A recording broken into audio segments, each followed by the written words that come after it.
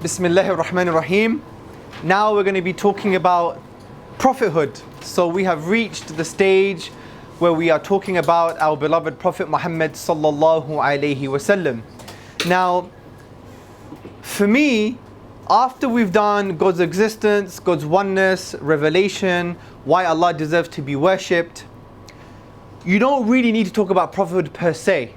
Because if someone understands that Allah subhanahu wa ta'ala is a reality, that Allah subhanahu wa ta'ala exists, that He is one, He's uniquely one, that He deserves to be worshipped, which means to love Allah, to know Allah, to obey Allah, and to single out and direct all of our internal and external acts of worship to Allah alone, then it's done.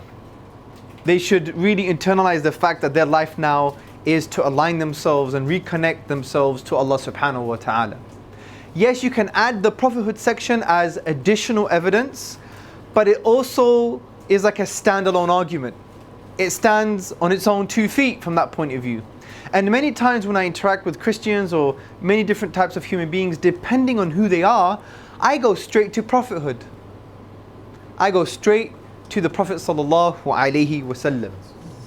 Now, 1400 years ago, the Prophet sallallahu alaihi wasallam came with a profound message, and that message was La ilaha illallah Muhammadan Rasulullah. There is no deity worthy of worship but Allah, but the deity, and Muhammad is the final messenger sallallahu alaihi wasallam. So this was the message of the Prophet sallallahu alaihi wasallam. So we can rationally investigate this message and claim, because he made a particular claim that not only is Allah worthy of worship, not only is there no deity worthy of worship but Allah, but that Muhammad sallallahu alaihi wasallam is his final messenger. So we could rationally investigate this claim. And what we could do, we could go to the historical narratives and the testimonies concerning the life of our beloved Prophet sallallahu alaihi wasallam. And once we do this, we'll be in a position to make a conclusion about the truthfulness of that claim. Is it the prophetic truth? Is this statement the prophetic truth? Based upon the testimonies surrounding the life of the Prophet ﷺ and the historical narratives, I believe we have a very strong argument to say that indeed Muhammad's claim ﷺ was a truthful one. Now this argument is not just a rational argument. We haven't just made it up. This argument can be found in the book of Allah subhanahu wa ta'ala, in the Quran itself. Because look what Allah says. For example, in chapter 81, Allah says, your companion is not mad. The Arabic word here is quite interesting for companion. Do you know the Arabic word here that's used in the Quran? Sahibukum. Allah is saying your companion is not mad. Now the eloquence here is quite phenomenal. The eloquence is quite phenomenal. Why? Because with one word, it undermines their argument. Because Allah is not saying your prophet is not mad. Allah is not saying Muhammad is not mad. Allah is not saying your relative is not mad. Allah is not saying this man or your husband or your brother or your uncle is not mad. He's saying your companion, which has an element of intimacy. It's not just a friend, but he's your companion, someone who knows you intimately. And Allah is trying to say to them, you've known this man for 40 years. He's been your companion. You've eaten with him. You know about him. You call him the trustworthy. So how can you say he's mad? Because only companions see the first signs of madness. Like if you study psychology or psychotherapy or psychiatry, they usually interview friends and family. People who are intimate with that person from a social point of view, to find out how did he react, to find out what did he do in this situation, to find out any signs that may lead to the conclusion that he is unwell or mad. Do you see the point here? So Allah is saying, your argument is baseless. You're saying he's mad, but you're his friend, intimate companion. You would have known this. Don't just use this as some kind of strategy to get out of trying to understand this message because of your ego. Don't clutch at intellectual straws, right? Also, Allah says in chapter 53, your companion has not strayed, he is not deluded, He does not speak from his own desire. Also, Allah subhanahu wa ta'ala says, Muhammad is the messenger of God. So from this point of view, we can summarize the argument in a logical form. We could summarize the argument in the following way. Number one, the Prophet Muhammad sallallahu alaihi wasallam was either a liar, deluded, or speaking the truth. Number two, the Prophet sallallahu alaihi wasallam could not have been a liar or deluded. Number three, the conclusion, therefore the Prophet sallallahu alaihi wasallam was speaking the truth. So let's address these possible explanations, okay? So, is the first possible explanation that he was a liar? Well, this is not only counterintuitive, but it's incongruent to all of the history that we understand. It really resists what we understand about the historical narratives and testimonies concerning the life of the Prophet sallallahu alaihi wasallam, even from a psychological profile point of view. Because think about this, he couldn't have been a liar because he was known as a trustworthy. Even his enemies would trust him with their wealth, with their goods, with their possessions. So to claim that he's a liar really is not making sense from a psychological and even social perspective here. What's very interesting also is that he was persecuted for his beliefs, boycotted and exiled from his beloved city. He was stoned in Taif for hours, where the blood was running down his legs. The blood made his feet stick to his sandals. He was boycotted and abused. His companions were tortured and murdered and killed, right? He was so hungry because of the boycott that he tied 2 stones to his stomach. And he was so brave, even in battle, because we know that there were battles at the time of the Prophet Muhammad, upon whom be peace. He had to protect people under his wing, and these included Muslims and non-Muslims. He had to be a statesman to take care of people, and in his battles he was just and he was merciful, and yet he was very brave as well. In the famous battle of Hunain, what did he do? When the arrows were coming towards the army, the army, his companions, had to inevitably retreat, but he was still marching forward saying, I am not a liar, I am the messenger of Allah. Such bravery. So when we consider the psychological profile, how can we claim he's a liar? Because people who lie, they lie for some kind of gain, some kind of wealth, some kind of status. Now you can't claim he basically was lying for status, because he was so humble. So many traditions state that for months he'll be on water and dates, aswadain, just water and dates. There'll be no smoke coming out the house of his wife Aisha, may Allah be pleased with her. Correct? What's also very significant is that when the Prophet ﷺ was invited to a house to eat rancid fat, he would accept the invitation and eat the rancid fat. He would say, oh, what a wonderful curry vinegar is. He used to dip his bread in vinegar.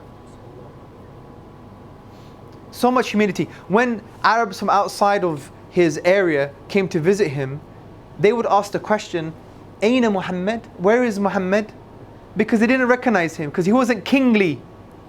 When an Arab came up to him and was he was shaken by his authority, the Prophet ﷺ said, basically, don't worry, I am the son of a Bedouin woman who used to eat dried meat. Like, I'm just like you. And he used to make a dua and supplication for humility. Oh Allah, make me humble, make me die amongst the humble. Right? Dua to this effect. He made that type of supplication. And there are so many narratives concerning his humility. So it wasn't about status and look who I am. Of course. And what's very interesting, they offered him money, riches, women, power, land, glory. He rejected all of it just for the simple message of La ilaha illallah. There is no deity worthy of worship but the deity, but Allah subhanahu wa ta'ala. So he was offered all of these things and he rejected them. And this is highly significant from a psychological profile point of view. How can we claim he's a liar? Wallahi, by Allah, to claim he is a liar is like claiming no one has spoken the truth. This is very, very significant here. Because but an accusation, or their accusation that he was a liar, doesn't hold water, doesn't hold its ground, cannot be justified, just based on these very simple arguments. Just based on these very, very simple arguments. And there's much more we could talk about specifically that he wasn't a liar. But I think this is enough for now. And it's quite interesting that even academics and Orientalists testified to this. Anyone who studies his life and anyone who is sincere would testify that he can't be a liar. For example, Montgomery Watt, he's the late emeritus professor in Arabic and Islamic studies, in his book Muhammad at Mecca, he says his readiness concerning the Prophet ﷺ, his readiness to undergo persecution for his beliefs, the high moral character of the men who believed in him and looked up to him as a leader, and the greatness of his ultimate achievement all argue his fundamental integrity. To suppose Muhammad an impostor raises far more problems than it solves. That's quite interesting. You're asking, did he become Muslim? There is an opinion, I believe, about Montgomery Watt, that he believed that the Prophet Muhammad ﷺ was a prophet, but he had a theological issue that he was sent just for the Arabs. So the next question is, fine, he wasn't lying, but maybe he was deluded. Now, to argue that someone is deluded is to argue the following: that he was misled into believing he was the messenger of God. And if someone is deluded, they have a strong conviction in the belief, but they have no evidence for it, okay? And another way of looking at the issue of delusion is that when someone is deluded, they speak falsehood whilst believing that it's true. Now, there are many arguments. There is an accumulative case. We could build a case to show that the Prophet ﷺ was not deluded. Firstly, there are incidents to support that he couldn't be deluded. Because generally speaking, someone who believes in a certain claim but has no evidence for it usually looks for evidence, right? That's what a deluded person does as well. And they like to reaffirm their belief, even though there's hardly any evidence to support their belief. Now, the Prophet ﷺ, he had sons, and his sons died at early age. One particular son was Ibrahim. And when his son Ibrahim passed away, there was an eclipse. And the Arabs at the time thought, you must be the Prophet now. Look how special you are, because God made the eclipse happen because your son Ibrahim passed away. Now, one who's deluded in some way would say, yes, you're right, I am the messenger of God. And there are many examples in his life that he could have used to support a so-called delusion. But he didn't. Look what he said. He said, the sun and moon do not come together for anyone's death amongst the people. These are the signs of God. So from this point of view, when you look at the life of the Prophet ﷺ, you see that there are many incidences that he could have used to support a so-called delusion, but he didn't. Another argument to show that the Prophet ﷺ was not deluded is actually his prophecies. There are so many prophecies that have come true. The Prophet ﷺ has prophesied things that happened. He prophesied things that would happen after his death, and hundreds of years after his death. So how could he be deluded when these prophecies came true?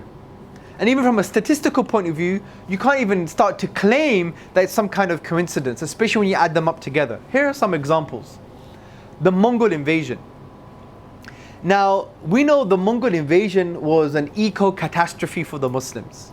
In around 1258, you had the Ransacking of Baghdad. Baghdad at that time had thousands of books, hundreds of thousands of books. It was the center of the world's universities, education, coexistence, debate, intellectual culture. And the Mongols came and they ransacked everything. They massacred people and they demolished the city. Up to 1 million people were killed. It was a massacre. And the Prophet ﷺ foretold the Mongol invasion. In a tradition narrated by Muslim, it's an authentic tradition, he said, the hour will not be established till you fight from a people amongst the non-Arabs. They will be of red faces, flat noses and small eyes. Their faces will look like flat shields and their shoes will be made of hair. What's very interesting, the Mongol army, they had a unique hairy boot, and it was called degti. Degti. Now I always say to people, if this is not the Mongol army, then I'm Nigerian, right? Or I'm Chinese, or I'm something totally different than you would think, right? Because this is such a apt and concise description of the Mongols. Also, we have another very famous prophetic tradition where the Prophet Muhammad, upon him be peace, he said, and this is narrated by Bukhari, it's an authentic tradition, that you see barefoot, unclothed Bedouin Arabs competing in the construction of tall buildings. Now, this was a response to questioning the sign of the end days, the day of judgment. And the Prophet ﷺ said, one of the signs is that you see barefoot, unclothed Bedouins competing in the construction of tall buildings. Now this is very interesting because if you were a rationalist at that time, you would think the one who's competing in tall buildings would be the superpowers of the time, which were the Romans and the Persians. The Arabs, in many cases, used to build buildings in the ground because it was so hot. Yeah. Some of the houses were in the ground and they just had tents.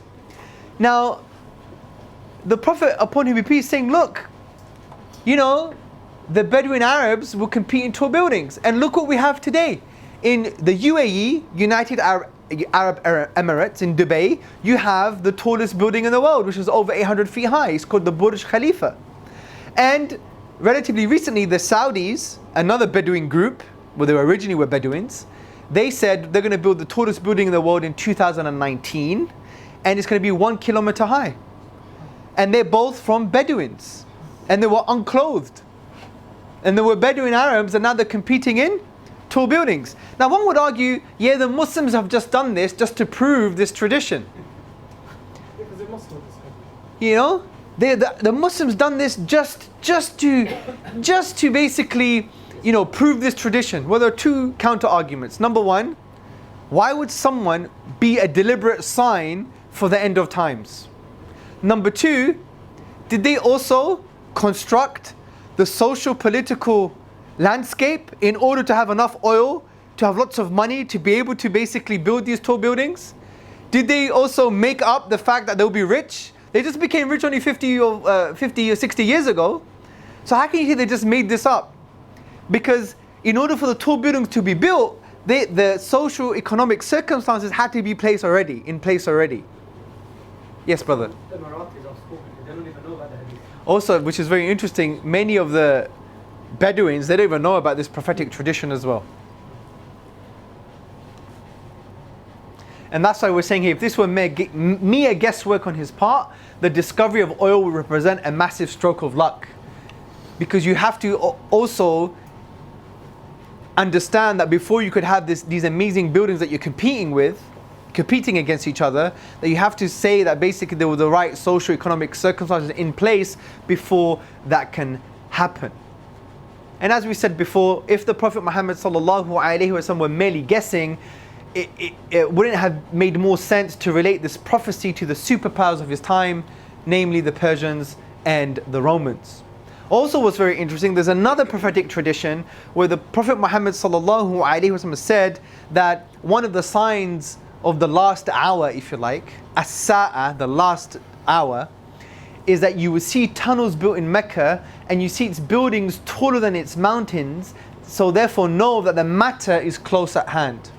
I went to Hajj like around 3 years ago and I walked through these tunnels. There are piercings in the mountains of Mecca, and also the buildings are taller than the mountains themselves.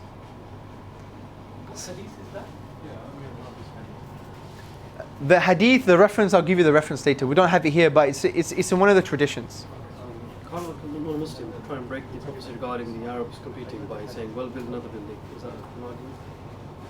Sorry? Can they also construct another building? That's a very clever point. Did you hear what the brother said? He said, well, what's very interesting as well, if someone was to disprove the hadith of the tall buildings that the Arabs are competing with one another, well, what can happen is that someone from the non-Arabs should be competing with them as well, right? Which will break down the prophetic tradition. That's another interesting insight. And there are many other traditions, to be honest, right? There's even a tradition in At-Tabarani, and I think it's in the book Kitab al-Fitan. And this is a weak tradition, by the way. So in terms of authenticity, it's not that strong. But I like to mention it because even a weak tradition is very powerful.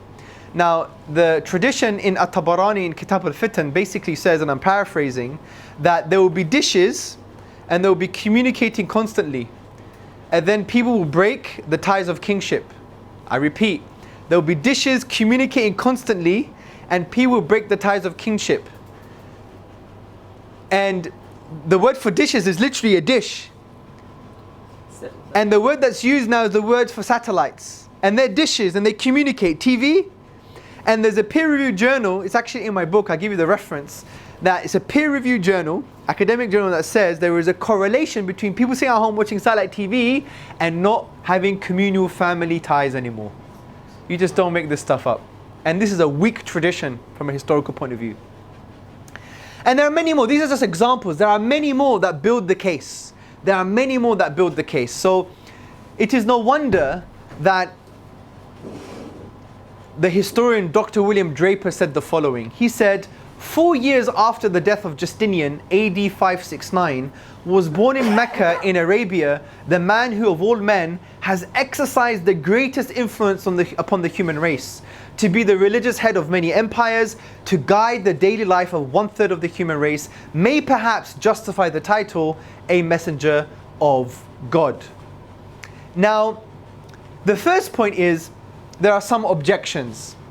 There are objections to this argument because we know he couldn't be lying, he couldn't be deluded, so therefore he was speaking the truth. But let's be a little bit more academic here. One of the objections include, well, this is just legendary. Yes, Mr. Tzortzis, you have all of these historical narratives and testimonies, but they're based on legend. They don't have a historical foundation. Okay? Now this is a gross ignorance on the way the Islamic scholars preserved history. And I don't want to get into the academia behind this because we'll have to spend a whole day together. But I'll give you some references. I just want to illustrate something to you. I want to draw now 2 pictures, okay? I want to give you 2 scenarios. Just be rational. Put your rational thinking hats on. Imagine we're all historians. And what we do, we travel to this amazing place with these mountains. And there is a desert. This place is called Egypt. And we know from other history that there was a certain king living in the area, and there was a certain political climate. And what we do, we happen to find a letter. And it's signed by the king. And this letter doesn't really go against the political social circumstances of the time. We can carbon date the letter, and it's around the period. So we can somewhat consider this as some valid history. Correct? Correct? Yes. Good. So you accept this as history. Brilliant. Now let me give you a slightly different scenario. Very similar, but it's an enhanced scenario. We travel to a land with mountains and a desert. It's in Egypt. We know there was a king at that time with certain social political circumstances. We find a letter. It's signed by the king.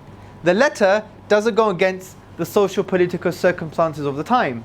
But with this letter, what do we have in addition? We have some additional factors. We have an analysis of the text. a linguistic analysis and a historical analysis of the text. We also have a chain of narration concerning the source of the letter, that A told B, B told C, C told D, that it did come from the king. And we have other biographies of all of these people to suggest that they were trustworthy in speaking the truth. Do you accept this as history? Which is stronger, the first scenario or the second scenario? Second scenario. Well done. The first scenario describes Western history, the second scenario describes Islamic history. We are very robust in the way we preserve our tradition. Now, there are other contentions and academia behind this, but we could leave that aside for now. But generally speaking, that's the scenario. So it's a gross misunderstanding of Islamic history and the way we preserve Islamic history. Another argument is, well, this whole thing is unsound logic. It doesn't make sense logically. It doesn't follow logically because there is another option. That's what they're saying. Fine, you're saying he couldn't be lying, he couldn't be deluded, therefore he's speaking the truth. That's unsound logic. It's a non sequitur. It doesn't logically follow because there's another option. And they say, well, the Prophet Muhammad, upon whom be peace, was not lying from the perspective of being immoral. So it was a moral lie. So that's an alternative option, right? So what they argue is he was falsely attributing to himself prophethood for a greater good. And as a social reformer, he believed he had to make such a radical claim that he was the messenger of God to transform the immoral and decadent society he was living in. And it wouldn't make him deluded if he was basically a moral liar, because he knew that he was not speaking the truth, and it would not make him a liar because he was lying for a moral reason, right?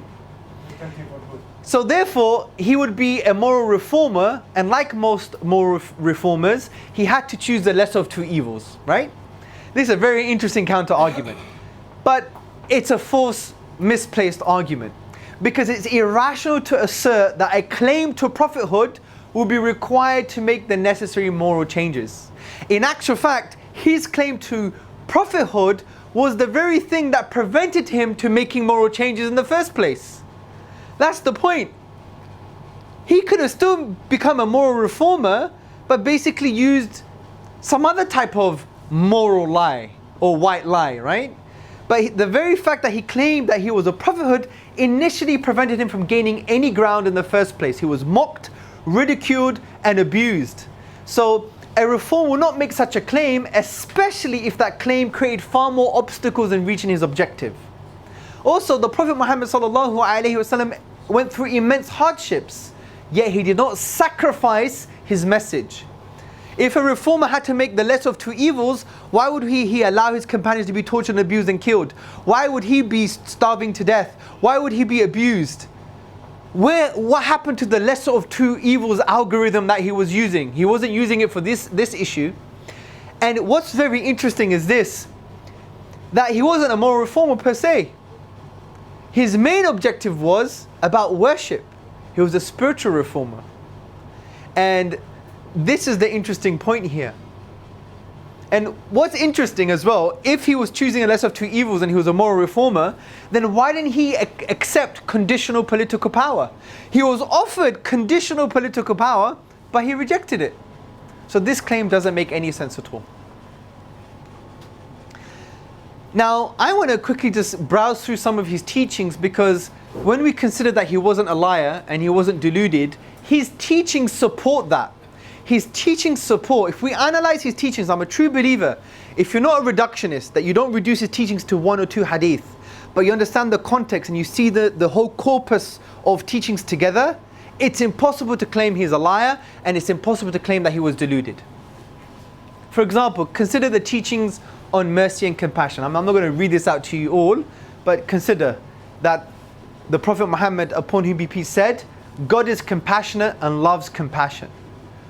The Prophet Muhammad, upon whom be peace, said, the merciful one shows mercy to those who are themselves merciful to others. So show mercy to whatever, Muslim, non-Muslim, animal, whoever it is. Show mercy on earth, and he who is in heaven will show mercy to you. What about contentment and spirituality? The Prophet Muhammad, upon whom be peace, said, richness is not having many possessions, rather true richness is the richness of the soul.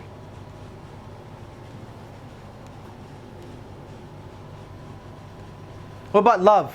The Prophet Muhammad, upon whom be peace, said, love for linnas, love for humanity, what you love for yourself. This is narrated by Bukhari, found in Tarikh al-Kabir. He also said, and this can be found in Ibn Hibban, the servant of God does not reach the reality of faith until he loves for the people what he loves for himself. Also, very famous, I really love this tradition. By the one who has my soul in his hand, you will not enter the garden until you believe, and you will not believe until you love one another. Shall I point out to you something which will make you love one another? If you do it, make the greeting of peace be widespread among you. What about community and peace? The Prophet Muhammad was asked, what sort of deeds or traits of Islam are good? The Messenger of God replied, to feed others and to greet those whom you know and those whom you do not know. By God, he does not truly believe, the Prophet said, upon him be peace. By God, he does not truly believe. He repeated this 3 times. And then someone asked, who, O Messenger of God? He said, he whose neighbor is not safe from his mischief. And neighborliness from the Islamic point of view is your whole community. 40 houses to the left, 40 houses to the right, and in the modern times, 40 houses above, 40 houses below. And it includes Muslim and non-Muslim. So you should have no mischief.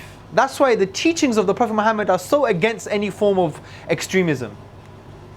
What about charity and humanitarianism? Charity does not diminish wealth. Feed the sick, feed the hungry, and free the captives. What about character and good manners? The believers who show the most perfect faith are those who are the best character, and the best of you are those who are best to their wives. God has revealed to me that you should adopt humility so no one oppresses each other. No one oppresses another. So many of these teachings, even about animals and in the environment, removing harmful things from the road is an act of charity. Whoever kills a sparrow or anything bigger than that without a just cause, God would hold him account on the day of resurrection.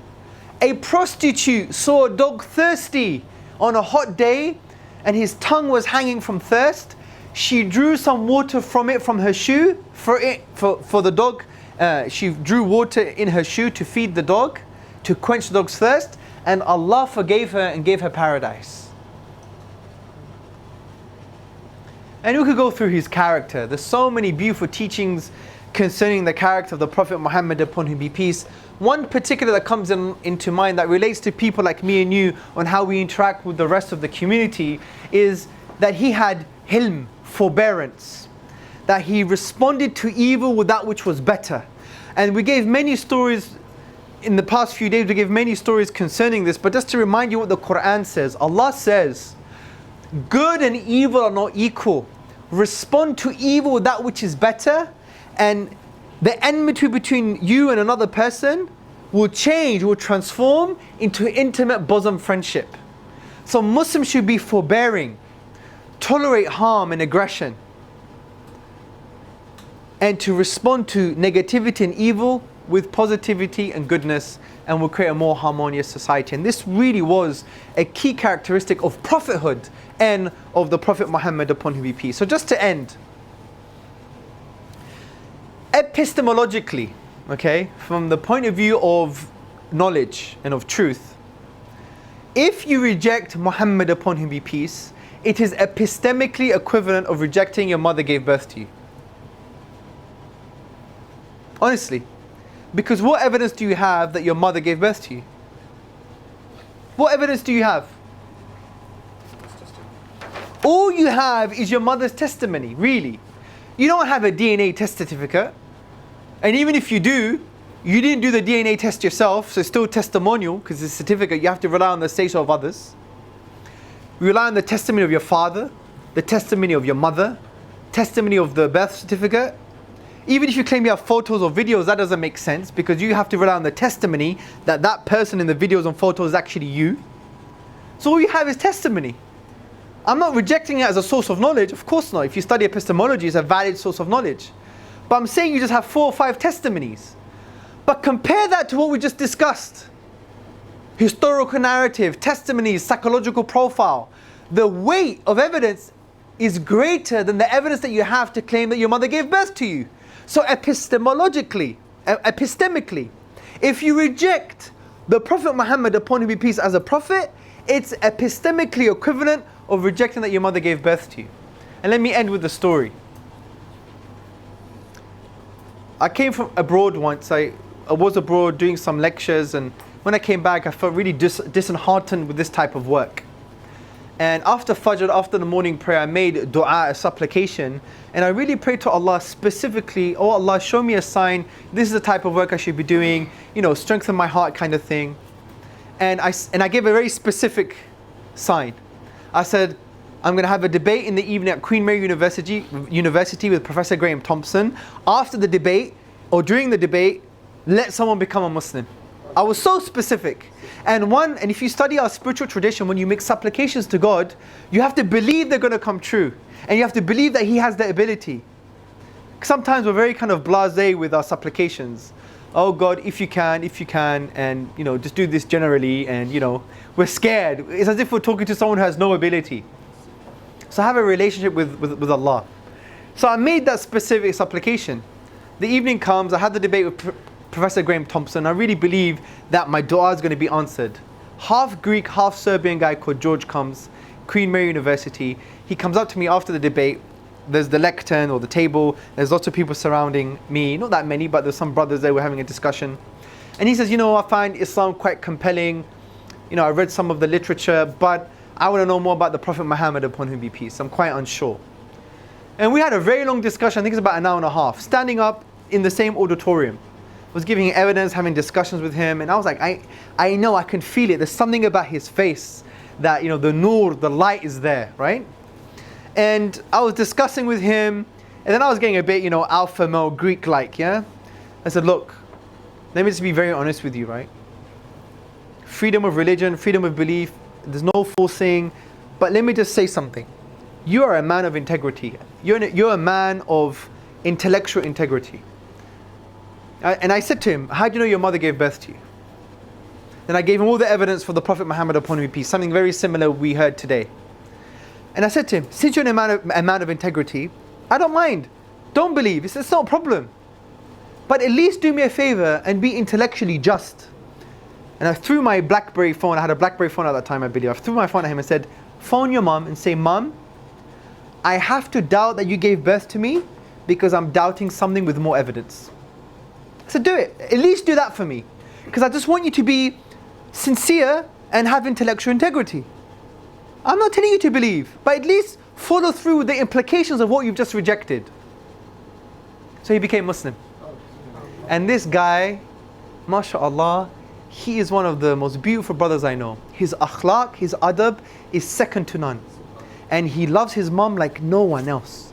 And he has a very special love and a very special care for his mother. And every time I see him, I feel humbled because of who he is as a personality.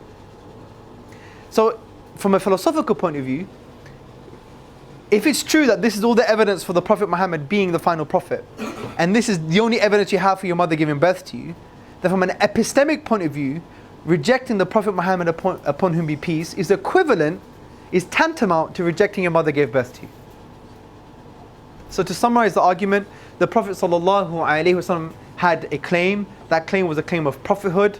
He wasn't lying, he wasn't deluded, he must have been speaking the truth. But what's more significant, we need to become ambassadors to the message of the Prophet Muhammad, upon whom be peace, to internalize his message, which is one of compassion, one of fairness, one of tolerance, and getting people to reconnect themselves back to the Creator, Allah subhanahu wa ta'ala. Okay guys? You got 10 minutes, lunchtime, prayer time. See you soon. Assalamu alaikum wa rahmatullah.